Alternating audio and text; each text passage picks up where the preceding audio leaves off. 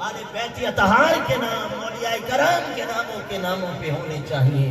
اسی میں برکت بھی ہے، اسی کے اندر ہمارے مسلمان ہونے کی پہچان بھی ہے۔ یقین جانیے کئی بچوں کے میں نے ایسے نام دیکھے کہ وہ نام عیسائیوں کے بنتے ہیں، یہودیوں کے بنتے ہیں، ہندوؤں کے نام ہیں، لیکن ہم نے اپنے بچوں کے نام رکھے ہوئے ہیں۔ متشمسین و حاضرین، آگے آقا نے تیسری بات کی، آپ نے فرمایا یہ تیرا بچہ ہے، یہ حضور میرا بچہ ہے۔ فرمایا ادبہ، اپنے بچے کو ادب سکھا، اپنے بچے کو باادب بنا۔ بچہ تیرا ماں باپ کا ادب کرنے والا ہو، بچہ تیرا بڑوں کا ادب کرنے والا ہو۔ آپ چاہتے ہیں کہ آپ کا بچہ باادب ہو، بانصیب ہو، مہذب ہو، تو اس کے لیے آپ دو کام کریں۔ ایک یہ ہے کہ بچے کے سامنے آپ خود عملی نمونہ بنیں، آپ بچے کے سامنے بڑوں کا ادب کریں، اپنی ماں کا ادب کریں، اپنی ماں کے ہاتھ اپنے بچوں کے سامنے چومیں، اپنے ابا جان کو بچوں کے سامنے دبائیں، ان کی دیگر خدمت کے معاملات کریں۔ تو یہ جو آپ کے بچے ہیں جب آپ کو دیکھیں گے کہ آپ اپنے ماں باپ کی خدمت کر رہے ہیں، اپنے ابا جان اور اپنی اماں جان کے ساتھ ادب سے پیش آ رہے ہیں، کل کنا آپ کے بچے بھی آپ کا ادب کریں گے۔ ایک کام تو یہ آپ کریں۔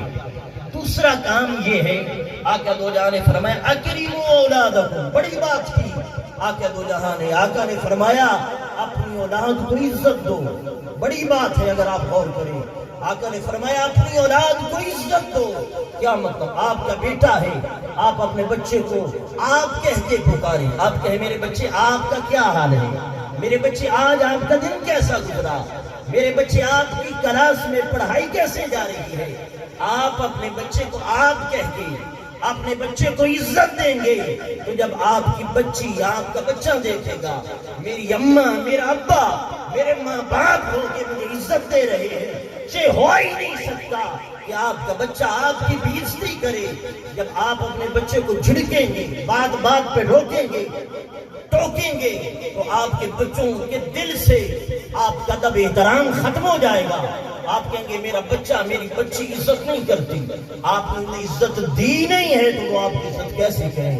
عزت دو، عزت لوگے، عزت سکھاؤ گے تو کل کل عزت تمہاری کی جائے گی۔ یہ آقا نے سبق پڑھایا ہے، اکریموا اولادکم، اولاد کو عزت دو۔ آگے آقا دو جہاں نے فرمایا مروا اولادکم بالصلاۃ وہم ابناء 7 سنین، فرمایا جب تمہارا بچہ 7 سال کی عمر کو پہنچ جائے اسے نماز کا حکم دو، نماز پڑھاؤ۔ وجہ کیا ہے کہ اگر 7 سال کا بچہ مسجد میں آنے جانے لگا، نماز کی اسے عادت پڑ گئی، اب یہ ہو ہی نہیں سکتا کہ بچہ جوانی میں نماز نہ پڑھے، یہ ہو ہی نہیں سکتا کہ بچہ بالغ ہو جائے اور نماز کا تارک ہو۔ جس کی گھٹی میں نماز کی عادت ڈال دی جاتی ہے وہ مرتا مر جاتا ہے، نماز نہیں چھوڑتا۔ سبحان اللہ، نعرہ تکبیر، نعرہ رسالت، نعرہ تحقیق، نعرہ حیدری، علماء اہل سنت۔ اپنے نبی محمد عربی صلی اللہ علیہ وسلم کی حکمت اور درائی پر سلام بھیجیے۔ آپ ہمارے 7 سال کی عمر، آپ نے 7 سال کی عمر کا اختصاص بیان کیا۔ اس میں راز یہ ہے، اس میں فلسفہ یہ ہے کہ جو عادت بچپن میں بچوں کو سکھلا دی جاتی ہے وہ بڑھاپے تک ان کے ساتھ جاتی ہے۔ جیسے اگر کچی لکڑی ہو، تر لکڑی، آپ اس کو جس سمت موڑنا چاہیں وہ مڑ جاتی ہے، لیکن وہ لکڑی جب خشک ہو جائے آپ اسے اپنی مرضی کے مطابق ڈھالنا چاہیں وہ لکڑی ٹوٹ تو سکتی ہے، مڑ نہیں سکتی۔ تو اسی طرح اگر بچپن میں بچے کی جب عمر کچی ہوتی ہے آپ انہیں نماز پڑھائیں، نماز کی طرف لائیں، انشاءاللہ یہ آپ کے بچے مرتے مر جائیں گے، نماز نہیں چھوڑیں گے۔ متشمسین و حاضرین، عموماً میں اگر یہ بات کروں اپنی فیلڈ کی تو بات کڑوی ہے لیکن حقیقت ہے۔ میں کئی ایسے اپنے مولویوں کو، مسجدوں کے اماموں کو جانتا ہوں کہ مسجد میں ڈیوٹی دے رہے ہیں، باقاعدہ 5 وقت کی نماز پڑھا رہے ہیں، گھر چلے گئے چھٹی پہ، تو یقین جانیے ہمارے وہ امام بھائی، یہ ساروں کی بات نہیں کر رہا، کچھ ایسے آٹے میں نمک کے برابر. ایسے وہ ہمارے ائمہ حضرات ہوتے ہیں گھر جا کے ایک نماز نہیں پڑھتے. وہ یہاں 5 وقت کی نماز پڑھ رہے ہیں. المیہ کیا ہے؟ وجہ یہ ہے کہ اگرچہ وہ آج امام بن گیا, لوگوں کو نماز پڑھانے والا بن گیا, لیکن نماز کا عادی نہیں ہے. وجہ یہ ہے کہ بچپن میں وہ نماز سے بھاگتا رہا. آج وہ امام بن گیا, آج وہ ایک مسجد میں امامت کے فرائض سر انجام دے رہا ہے, لیکن جب گھر گیا, چھٹی پہ گیا تو نمازوں کی بھی چھٹی. تو دیکھیے ایک اس فیلڈ میں آ کے امام بن کے وہ نمازوں سے بھاگتا نظر آ رہا ہے. سوچئے جس نے بچپن میں نمازیں نہ پڑھی ہو, وہ مسجد کی طرف اس کا آنا کتنا مشکل ہوگا. تو لہذا میری درد مندانہ کہ اپنے تمام محلے کے بھائیوں سے دس بستہ یہ میری گزارش ہے کہ آپ اپنے بچوں کو نماز کی طرف لائیے. آگے آ کے دو جہاں نے آگے اس کے آگے ارشاد فرمایا فرقوا بینہم فی المضاجع. یہ بات بڑی قابل غور ہے. آقا نے فرمایا جب تمہارے بچے 10 سال کی عمر کو پہنچ جائیں, بے شک وہ آپس میں بہن بھائی ہیں, ان کے بستر الگ الگ کر دو. بہن بھائی یا دونوں بھائی 10 سال کی عمر کو پہنچ جائیں تو ایک چارپائی اور ایک بستر میں انہیں نہ سونے دیا جائے. یہ آقا نے فرمایا ہے. بات آپ کی سمجھ آ گئی. بہرحال آگے چلتا ہوں. آگے آقا تو جہاں نے مزید ارشاد فرمایا. آپ نے فرمایا علموا اولادکم القرآن وحب نبیہ. فرمایا اپنی اولاد کو قرآن بھی سکھاؤ, اپنے نبی کی محبت بھی سکھلاؤ. محترم سامعین و حاضرین, یہ 2 کام بڑے اہم ہیں, قرآن کی تعلیم اور آقا دو جہاں کی محبت. محترم سامعین و حاضرین, میں یہ بات نہیں کر رہا کہ آپ بچوں کو اٹھائیں اور ہمارے پاس مدرسے بھیج دیں کہ بس یہ بچہ صرف قرآن پڑھے گا اور کچھ نہیں کرے گا. نہیں, مقصد یہ نہیں ہے. مقصد یہ ہے کہ بچے کو ڈاکٹر بناؤ, انجینئر بناؤ, اعلیٰ تعلیم دلواؤ, لیکن ساتھ ساتھ قرآن کی بھی تعلیم ضروری ہے. قرآن کم از کم ناظرہ پڑھا ہو, نماز آتی ہو, نماز کا طریقہ آتا ہو. میں اکثر چونکہ طلباء سے واسطہ پڑھتا رہتا ہے, کسی بچے سے پوچھا جائے بچے کیا کرتے ہو, بتاتا ہے کلاس میٹرک ہے یا ایف اے یا کوئی بھی کلاس بتاتا ہے. وہ اپنی خاص ٹائمنگ بتاتا ہے کہ میں 7 سے لے کے 2 بجے تک اسکول میں کالج میں ہوتا ہوں. پھر اس کے بعد کیا کرتے ہو, گھر آتا ہوں, دوپہر کا کھانا کھاتا ہوں, پھر کیا کرتے ہو, آرام کرتا ہوں, پھر کیا کرتے ہو, اکیڈمی میں چلا جاتا ہوں. اچھا, پھر وہاں سے واپسی پہ کیا کرتے ہو, پھر گھر میں ٹیوٹر آ جاتا ہے, ٹیوشن پڑھاتا ہے. یعنی صبح سے لے کے رات گئے تک, یعنی یوں سمجھیے کہ ایک نیند سے جاگتے ہوئے اگلی نیند سونے سے پہلے تک سارا وقت ہمارے بچے نے اسکول کی تعلیم کو دیا.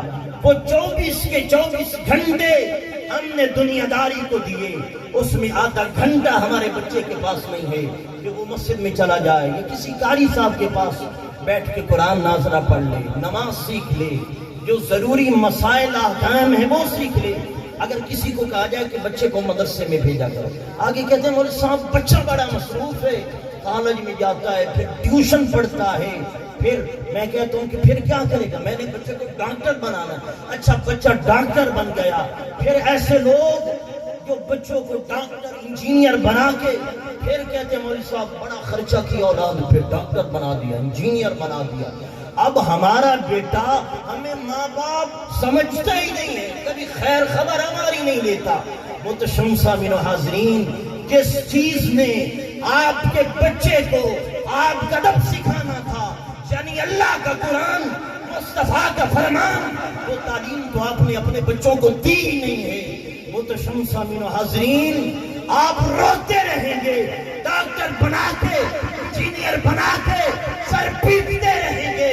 میں نے جس بچے پہ خرچ کیا, میں نے اپنی جوانی جس بچے کا نام لگا دی, جس بچے کو میں نے کھلا کے محنت مزدوری کر کے پڑھایا ہے, لکھایا ہے, وہ میری بات تک نہیں مانتا.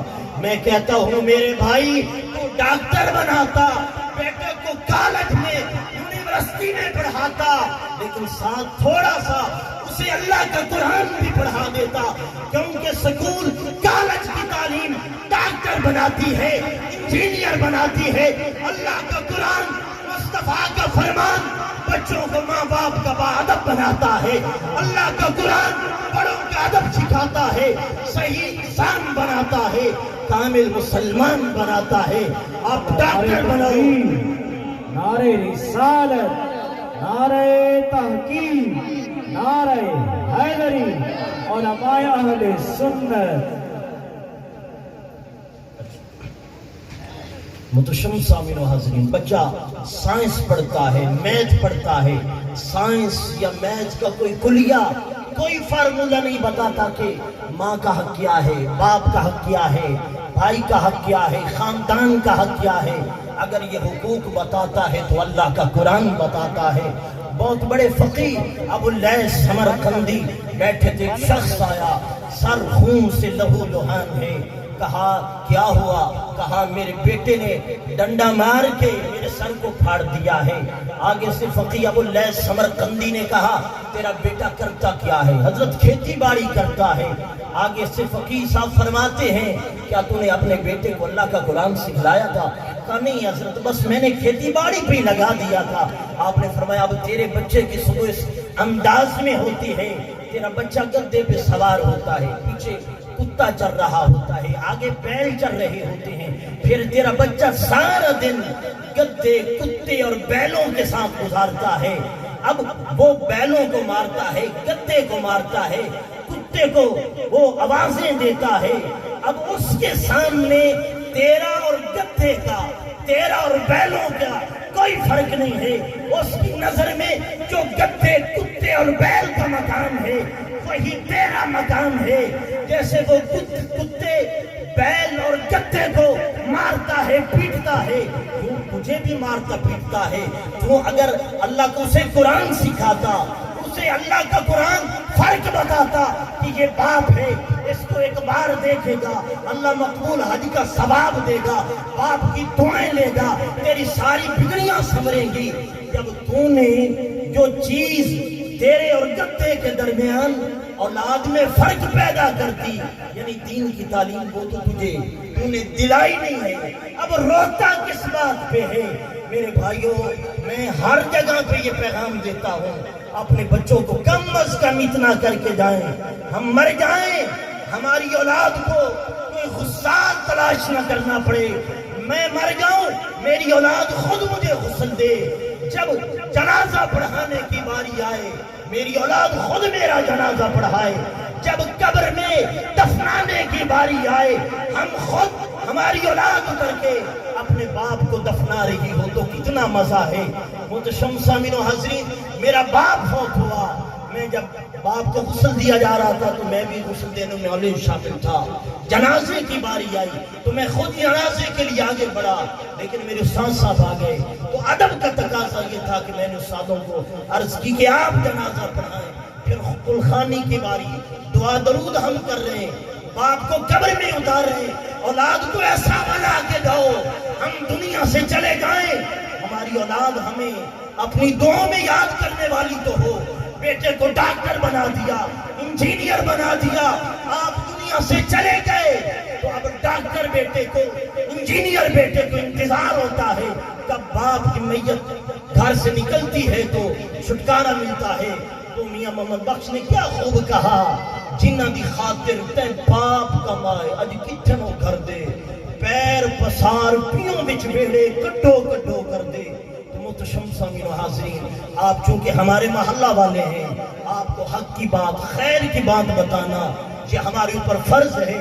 اگر ہم نے نہ بتائی، ہم اچھے دار تقریریں کرتے رہے تو کل کلا ہم نے رسول اللہ کو منہ دکھلانا ہے کہ تم میرے منبر کے، میری مسجد کے وارث تھے، بس تمہاری نظر اپنی جیب کی طرف رہی، تمہاری نظر فاوا کی طرف رہی، تم نے میرے قرآن، میرے فرمان کا پیغام نہیں دیا۔ میں یہ پیغام دے کے اتمام حجت کرنا چاہتا ہوں تاکہ کل آقا کی بارگاہ میں جب حاضری ہو، ہم آقا کی بارگاہ میں آقا کے قدموں کو ہاتھ لگا کے کہیں آقا ہم جو کر سکتے تھے ہم نے کیا، ہم نے پیغام دیا، ہمارا فرض تھا پیغام دینا، آگے کوئی عمل کرے نہ کرے یہ ان کے نصیب کی بات تھی۔ بس آخری بات یہ اولاد کے حوالے سے بات کر کے ختم کرتا ہوں۔ मुहतशम सामिन हाज़रीन, अपने बच्चों को वक्त दो। उमूमन हम लोग देखते हैं एक बंदा सुबह से लेकर शाम तक काम करता है, फिर और टाइम लगा रहा है, बच्चों को वक्त तक नहीं देता। आप अपने बच्चों को वक्त दें। आज अगर बचपन में आप बच्चों को वक्त देंगे तो जब आप बूढ़े होंगे तो आपके बच्चे आपको भी वक्त देंगे। अगर हम बचपन में अपनी औलाद से खींचे रहेंगे तो हमारी मोहब्बत हमारी औलाद के दिलों में नहीं होगी। तो जब हम बूढ़े होंगे तो हमारे बच्चे हमसे खींचे रहेंगे। बस एक छोटा सा वाक़या आपके गोश गुजार करके बात खत्म करता हूँ। एक बहुत बड़े पाकिस्तान के नामवर सहाफ़ी हैं, वो कहते हैं कि मैं अपने एक दोस्त को मिलने गया तो मैंने देखा कि वो अपने बाप के पैरों को गर्म पानी की थाल में झुकाए बैठा है और ऊपर रुई के साथ मसाज कर रहा है। जब मैंने उस बच्चे का ये अंदाज देखा कि अपने अब्बा की ये कितनी खिदमत कर रहा है तो मुझे रश हुआ कि काश मैं भी अपने अब्बा की इतनी खिदमत करता।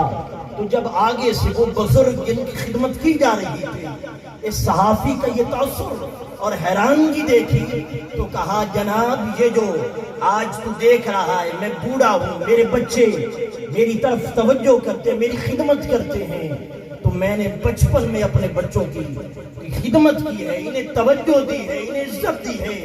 आज ये मेरे बच्चे मुझे इज्जत दे रहे हैं, मेरी तरफ खिदमत और तवज्जो के साथ झुके हुए। कहा कि ये सबक मैंने अपने बॉस से सीखा। मैं फैसलाबाद में एक फैक्ट्री में मुलाजिम था। हमारा फैक्ट्री का सेठ सुबह शाम बस कमाने के चक्कर में था, इंपोर्ट का कारोबार, एक्सपोर्ट का कारोबार, और अगर वक्त मिल जाता शॉपिंग मॉल, गाड़ियों का लेन देन, यानी सुबह शाम बस वो नोटों की गिनती में ही अपनी उंगलियां सर्फ करता रहता था। दिन रात जबर जरब जमा तफरीक में ही रहता और उसकी तवज्जो औलाद की तरफ नहीं थी। अगर कि उसकी औलाद आला स्कूलों में कॉलेजों में पढ़ती थी। याद रखना, औलाद को बड़े बड़े इदारे नहीं पढ़ाते, वालिदैन की तवज्जो पढ़ाती है। औलाद के लिए वालिदैन एक सूरज की मानंद है। जिस तरह सूरज फसलों को पकाता है, ऐसे ही माँ बाप की तवज्जो औलाद को मिजाज को पकाती है। अगर औलाद की तरफ वालिदैन की तवज्जो न हो तो औलाद कच्ची रह जाती है। वो सफदर साहब उनका नाम था, वो मुलाजिम सेठ साहब के, वो कहते हैं कि मेरे सेठ की तवज्जो औलाद की तरफ नहीं थी। उसका हाल ये हुआ कि उसका एक बेटा अमेरिका में गया, वहां गोरी से शादी की, ईसाई हो गया और अमेरिका का ही होके रह गया, और दूसरा बेटा शराबी और नशई बन गया और उसकी बेटी ने भाग के शादी की। उसका दामाद उसकी बेटी और उसकी फैक्ट्री दोनों को खा गया। अब वो सेठ साहब जिसने जिंदगी का एक एक लम्हा कर करके एक अंपायर और एक कारोबार की सल्तनत खड़ी की थी, उसके सामने उसकी कारोबार की वो सारी सल्तनत जमीन बोस हो गई। उसे हार्ट अटैक हुआ और फैक्ट्री के दरवाजे पर तो सेठ साहब मर गया। न पीछे कारोबार बचा, न बच्चे बचे, सब कुछ हवा के तिनकों की तरह बिखर गया। अब ये वहां से निकल रहा था सफदर मुलाजिम, अपने दिल में सोचता है कि मोहम्मद सफदर जरा बता, दुनिया की सबसे बढ़कर कीमती चीज क्या है? मेरे अंदर से आवाज आई, नेकी के काम और नेक औलाद। मैंने सोचा आज के बाद जो कमाऊंगा औलाद पे खर्च करूंगा, उन्हें अच्छा खिलाऊंगा, अच्छा पिलाऊंगा, उनकी अच्छी तरबियत करूंगा। तो फिर मैंने अपना सुख सुकून कुर्बान करके पूरी तवज्जो अपनी औलाद को दी। खुद स्कूल छोड़ा था, वापस लाता, खुद उनके लिए खाना बनाता, उन्हें खिलाता, खुद पढ़ाता। आज मैंने बचपन में बच्चों को तवज्जो दी है तो आज मेरे बच्चे ये मुझे तवज्जो दे रहे हैं, मेरी खिदमत कर रहे हैं। तो मुहतरम सामीन व हाज़रीन, ये चंद दर्द दिल की बातें थी जो आपके खुशगुजार की। मैं दुआ करता हूँ अल्लाह मुझे और आपको इस पे अमल की तौफीक अता फरमाए। और बड़ा ही माजरत से, ये नहीं है कि मौलवी साहब हमें तकरीर करते, याद रखना मेरा एक मिजाज ये है कि मैं अपनी जब तकरीर करता हूँ मैं सोचता हूँ कि जितना मैं इन भाइयों से मुखातब हूँ, उन्हें कह रहा हूँ, उससे बढ़कर मैं अपने आप को मुतवज्जि होता हूँ कि मैंने कितना अमल करना है। अल्लाह पाक हम तमाम को उस पे अमल की तौफीक अता फरमाए। व आखिर दावाहुम अनिल हम्दुलिल्लाह।